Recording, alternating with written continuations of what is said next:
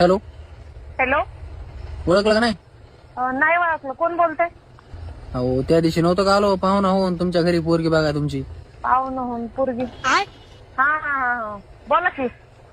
अहो काय झालं हो पुन्हा तुम्ही काहीच सांगितलं नाही. नाही पोरगी नाही द्यायची.